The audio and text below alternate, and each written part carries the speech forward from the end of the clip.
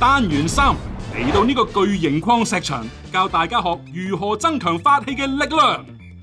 今天我感觉法明老师怎么教我们运用法器，应该是教我们怎么保护我们的法器，或者说对我们的法器进行一个加持。我会用塔罗啊、灵摆、念珠，然后一些印度的一些法器。这法器没有名字。到底叫什么名字？其实我是一个特别务实的人，就是选择法器，就是一定要有用，一定要便捷，一定要简简单单，就像利雷的那种鼓。那这我肯定是不會用的，我也不會啊那個東西。佢有一個特別之處就係佢可以幫人喚醒翻氣嘅內在嘅最深層嗰個力量翻嚟。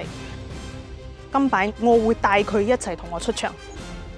所以我們都是他的應援隊，我們都是他的助攻，圍繞着他一起發功。師傅，咁我就知道你最擅長咧就係法器㗎啦。咁你今次點樣幫3位學生呢？首先一樣嘢嘅話咧，我要睇下佢哋對呢啲法器嘅認知度到底去邊度，所以咧我就準備咗呢3條龍，其中一條龍咧係開過光嘅。開過光之後，佢就擁有咗一個神靈嘅加持，有神靈嘅力量喺度，所以佢係有一個庇護嘅作用喺入邊嘅。咁我哋而家係咪可以即將開始個小測試呢？係。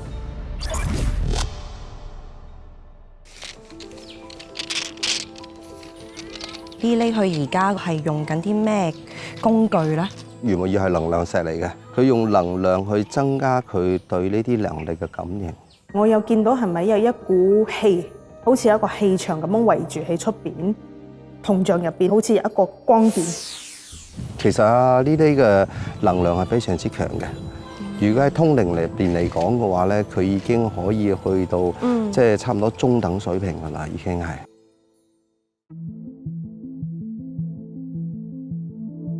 我問了靈擺呢，請問這個物品它到底有沒有被開過光？如果有的話，請你點頭。點頭的話就是前後的搖擺。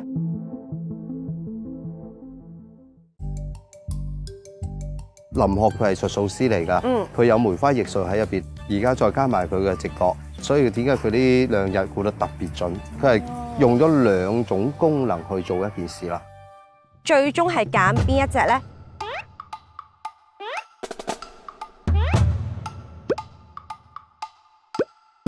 呢哩同埋阿展斌係啱嘅，因為4維世界其實好假㗎，你開個光啫，唔代表真係有光，又或者唔係真係開過光，咁到底點樣分別呢？佢哋嘅靈性高，你先可以去分別得到。水晶係一個加持你嘅能量，甚至一樣嘢係俾能量你去感受呢樣嘢。但係我哋自己自身就已經係一個能量體。咁我哋用個觸感去感受一下。我哋要深入咁去探討佢呢股光嘅來源喺邊度。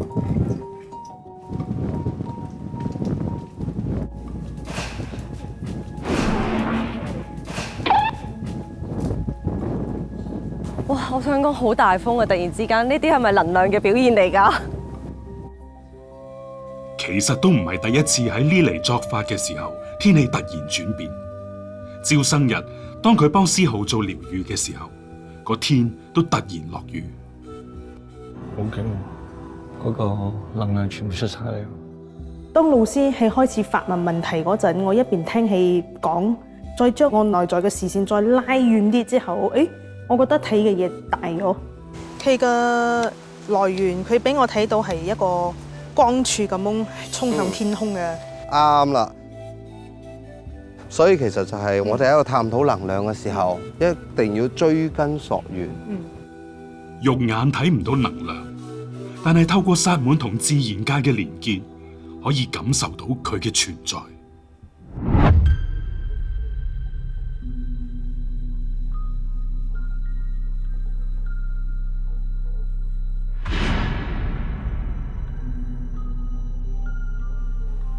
Ives 由入學以嚟，都因為身上嘅濁氣排解唔到，令佢一度好迷茫。Ives， 你身上有一些濁氣，你必須要把它排出來。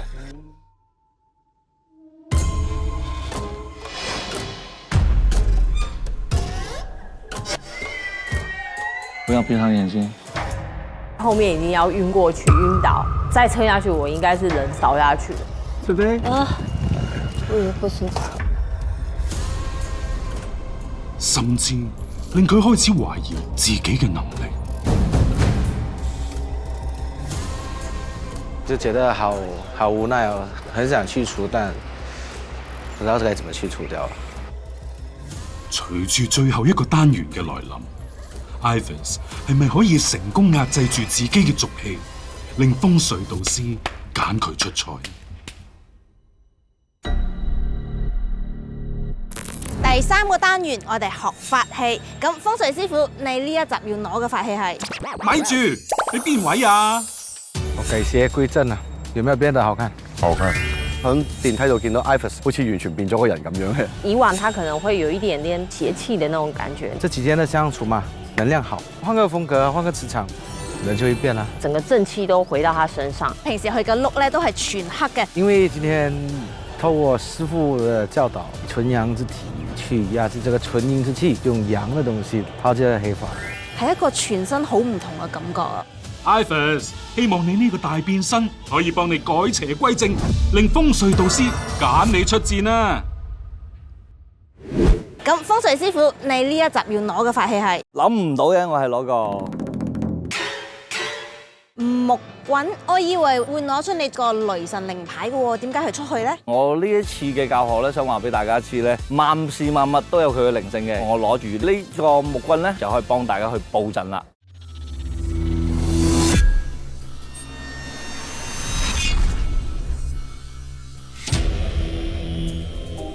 三位把法器放在星星的中間。我今天帶來的就是水晶，因為水晶是我可以連接的訊息。咁我今日就帶咗我嘅2個八卦球過嚟嘅。法器，在陰的話就用黑法的這種蠟的娃娃，那在陽的話，我拿來點光神明之筆。師傅啊，咁三清靈嘅用意係？三清靈咧係幫我哋招嚟更加高嘅天上嘅靈力嘅 call 天上嘅一啲神兵啊、利將啊。火代表光明同力量，風水導師燃點5行，加埋三清靈請神降臨，助學員提升法器嘅能量。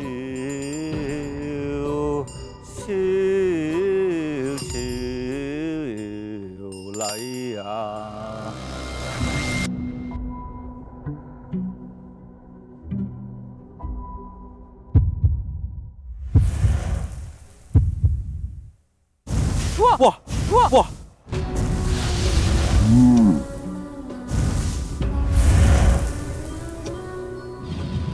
我哋係接通天地之間嘅能量。原先佢啲法器咧喺地上邊嘅，係仰視天空嘅。佈咗呢個陣之後咧，佢哋呢啲法器咧就喺天上落嚟，係俯視呢個大地嘅，所以佢嘅能量係已經提升咗，唔止係一個 level 噶啦。開始第2個教學啦！我知道風水師傅咧準備咗一個好犀利嘅嘢要教俾學員啦。係呢個叫做天地風雷水火山澤。很多人希望通靈，很多人希望連接各種的能量。事實上呢，用自己的身體去鏈接，不是每個人的身體都這麼強。老天爺對我們很好，把這個靈力、把這個連接給到了一些符號，只需要通過我們的頭腦，把這個信息拿出來，就可以拿到上天的一個旨意了。風水導師講緊嘅符號就係八卦，天地風雷水火山澤，對應乾坤巽震坎離艮兌8個卦。有咗佢，你就可以預測任何嘢。至於呢8個卦點樣得嚟，咁又要出多次風水嗰句名言啦。萬物都係我哋法器嚟，我哋平時唔係成日都準備咗咁多法器喺我哋身上嘛，但係我哋急時急難又想去知道啲卦象嘅時候咧，通過3塊樹葉成為我哋嘅法器啦。呢個咧就係我哋嘅陽面，呢個咧就係我哋嘅陰面。想住我要做嘅呢件事，想問嘅呢個答案咧，對住我哋嘅地面掟咁樣出嚟，就有答案。咁就有答案啦。驚樹葉太隨手唔準，咁唔爭再加埋呢套太極操加持啦。畫到我們左邊，往右再畫個圓，把氣向前定住，點一點水，右画个圈，再往左画个圈，在圈里面画伤痕，往上推一下，這一套動作呢就結束啦。我通過呢一樣嘢，我想話俾所有嘅學員同埋大家去知道，我哋見到可以用嘅嘢，我去使用嘅時候，呢個時候先係暗合天道，天地萬物為我所用嘅時候，呢啲先係最大嘅能量。樹葉同水都係天地萬物，起卦一樣 work。咁我哋而家擺晒個台係為咗做咩啊？其實啱先教咗大家睇卦咧，最緊要咧想考下大家運用呢個卦象咧，可以睇到啲乜嘢啦。為咗測試學員吸收到幾多，風水導師喺本簿入面一早畫咗啲嘢，學員要用自己嘅法器點墨起卦，由卦象解讀畫咗啲乜嘢。那菲菲，你得到的卦是什麼？根，代表的是數字7，也是少女，然後她本身有佩戴一些東西，還有比較陰柔的。陰柔？幅畫係風水導師畫嘅喎，真係冇用錯形容詞咩？下一位小文，見到一個離卦同埋一個叫艮卦嘅，先見離卦咁代表呢個物體吧，比較吸引人一啲。後邊個坎卦咧，咁可能佢生長個環境上邊熱啲咯。我現在看到一個乾卦，乾卦就看到這個艮卦。就圓形公仔嘛，公仔一個動物。三個都見到艮卦，而且佢哋嘅答案都好接近。佢哋個個都話好得意、好可愛。我好好奇師傅畫咗啲咩啊？開出嚟，如果係我張相，係咪都係好得意、好可愛嘅咧？絕對係。咁究竟係唔係咧？那在這裡呢，是一個非常可愛的圓形的小豬。少女是對的電視劇呢，在我們看呢，在 TVB 裡面叫《飛天少女豬絲丁》，頁碼是17頁，你們的7是沒有錯的，乾加艮就是17，就是17，你沒有讀出來，你的卦是已經出來了。確實，這個法器讓我感覺到跟以前不一樣，就是比較上手，還蠻神奇的。呢次嘅答案我真係好驚訝。首先，我覺得第一個佢係聽得入我哋俾佢嘅建議；第二個佢自己願意去做出變化，佢亦都感覺到佢自己身上原本嘅氣息唔係咁好嘅。咁我覺得好難得㗎。我今日揀去參加單元3法器比賽嘅學員咧係 Ivan。終於 ，Ivan 憑住自己嘅努力得到導師認可啊！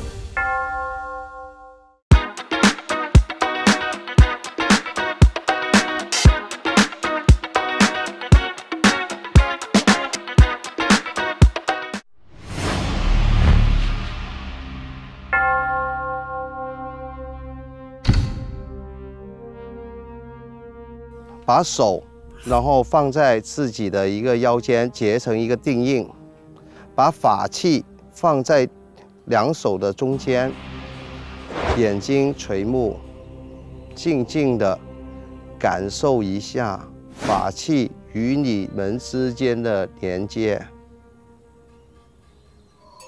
太上抬升，應變無停。驅邪伏微保命護身智慧明淨心神安寧。進入狀態的時候呢，就感覺就是這世界啊，就是已經與我無關了，我只有我自己的心跳。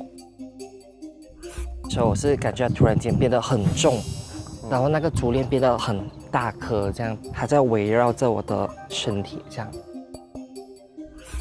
我同我個鼓連接嗰陣咧，佢好似一個女性薩滿嗰個樣出嚟，笑住睇住我咁樣，感覺到我同呢個鼓係直頭係包圍住我嘅，好似同緊係一齊合一。打坐咧，最緊要係啲乜嘢咧？專注。咁就要試下佢哋係咪真係專注啦。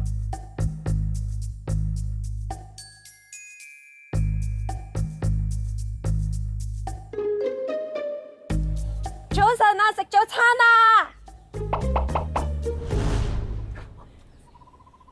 冇反應就嚟強招啦噃！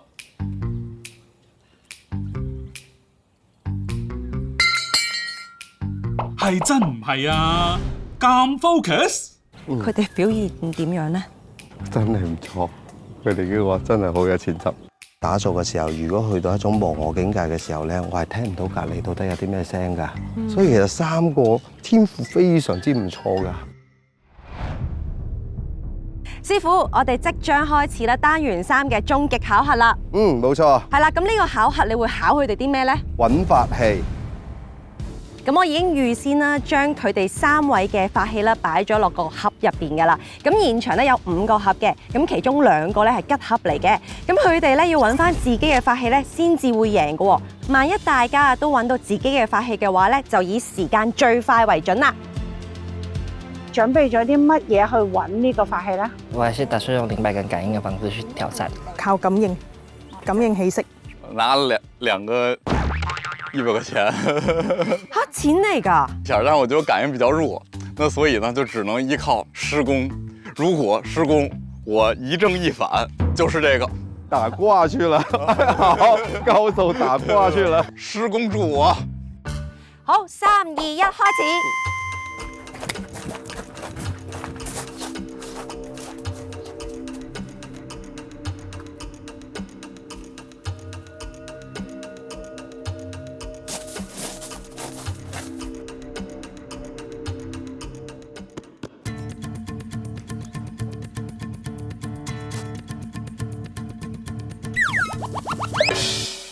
就這個了。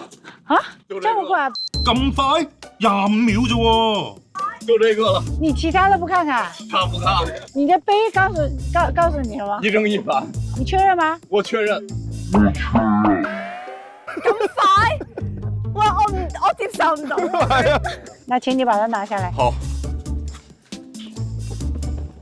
啥也沒有。當然了，我覺得跟錢也是有關係的啊。我覺得這麼做其實是稍微的有一些隨便。咁你可以攞一對銅錢嘅啫，因為銅錢佢自己本身有銅錢嘅能量喺入邊啦，再加上銅錢佢有擋煞。當我玩這個遊戲的時候，我就想回我那天單元1晚上的那個考核，當天我的失誤也是因為我太急了，所以我今天我寧願久一點的時間，我也要找到我的東西。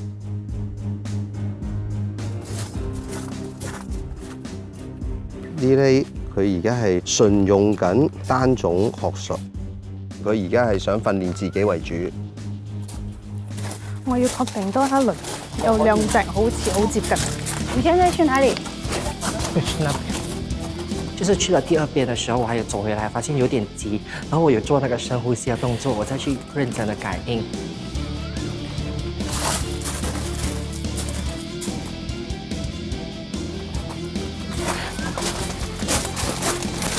點解要徘徊咁耐？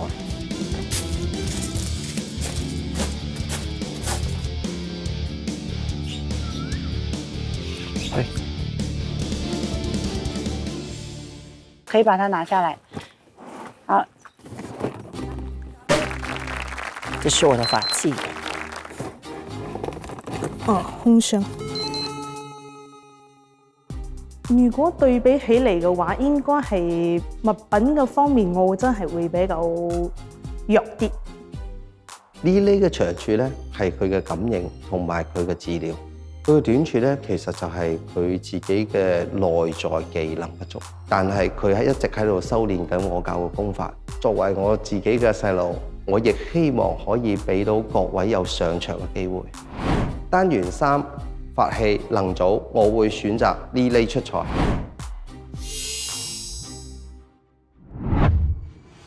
喺3組裏面，無可否認力組嘅壓力係最大。因為到現在為止，我們的組是還沒有任何一個組員是有得到這個名利的。你冇影住我啦，你影住我啊！就中國有一句話叫做厚積薄發，後來居上，先贏未必贏。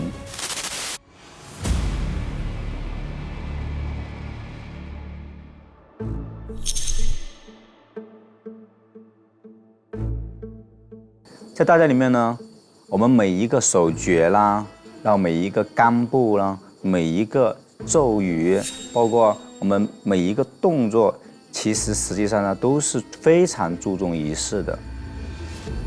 這個就是13，踏上去就是实施。我们的这个法门呢，就是踏14步，踏南斗七星，踏北斗七星，因为它每一步都是要去登上天庭的，人间的法器，然后去到了天庭，然后加上这个加持，在返回人间的时候，那么的话，它的那个灵力就会变得很强，它的能量就会变得很强。除咗踏步之外，寫開光符都係好重要嘅一環。今天老師有教我們如何怎樣去開光符，我覺得這個挺有用的，我才知道哦，原來符需要一個結構。其實每一道符呢，它都需要有符膽啦，那需要有符頭啦，就每一個神請的都不一樣，所以在我們的符頭、這個符中和符膽，它都會有不同的這種呈現啦。越接近訓練尾聲，越 feel 到道元老師沉默咗，佢似乎諗緊啲好重要嘅嘢。就是像這個賽制的規則一樣，就是我要選擇最強的，不一定是說沒有參賽的人，或者是已經參賽過的人。呢句說話一出，組入面嘅氣氛突然變得好微妙。為了我們群組着想，他選擇誰都是為了我們的組最好的一個選擇。跟慧慧都是屬於通靈的方式嘛，一個是西方通靈，一個是東方通靈。我覺得我們兩個幾率也是蠻高的。都有睇到一啲派就係講 MX 會攞到嗰個獎杯，會攞到個名額嘅。究竟派邊個出賽？道元老師決定睇埋最後考核。嗱，道元老師，你已經加持咗佢哋嘅法器啦，係咪？係。咁啊，第二題要考噶嘞噃。前面有3個銀包，其中一個咧就係我常用嘅銀包嚟嘅。請你用唔揸筆寫字雞手幫我將佢分開2份啦。呢個係咪你常用嘅銀包？抽一張牌俾我。之後抽完牌之後，慧慧就用靈擺去問最後答案。第一個嗰個藍色嘅銀包可以排除嘅，咁然後第2、3個咧係出現咗呢一個錢幣女王嘅呢一張牌，咁然後第3個銀包咧就寶劍3嘅呢一張牌。其實嗰刻我有啲猶豫嘅，因為呢一個始終係個女人，唔係一個男士嘛。你指個答案俾我睇啦。好 ，OK。他為什麼開呢個奇門遁甲呢個盤？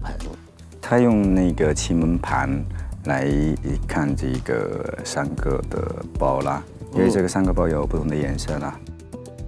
就是帶了天上的能量，然後加持這個法器，這個法器它的靈力、它靈感也特別的強。邊個銀包係我嘅？指出嚟。咦，佢哋3個答案一樣喎。如果全部啱晒，足以證明道元老師嘅加持方法好 work。好啦，家庭觀眾，唔知你會唔會估得啱咧嚇？呢度3個銀包裏邊，我常用嘅係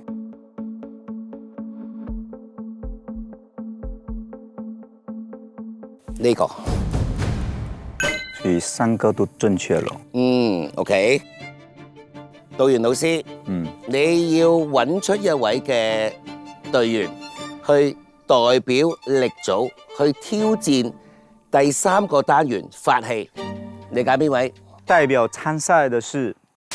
其實咧，早2日咧，我哋互相占卜睇咗一樣嘢，就係咧 MX 會絕地逢生。大家都諗啦，你未出過戰，應該會選你啦。有啲緊張，特別的緊張，緊張到我睡不着。代表參賽的是慧慧。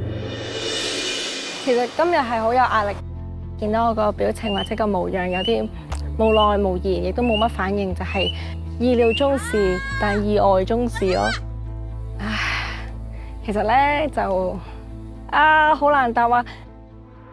覺得自己如果再爭取唔到名額，咁真係可能成個組都會冇人入到啦。同時間就係因為第2次再參賽啦，又唔得嘅時候，就係我真係能力有問題㗎咯喎。下一集超能力學院。想睇更多超能力學院嘅絕密內容，即刻掃 QR Code 登入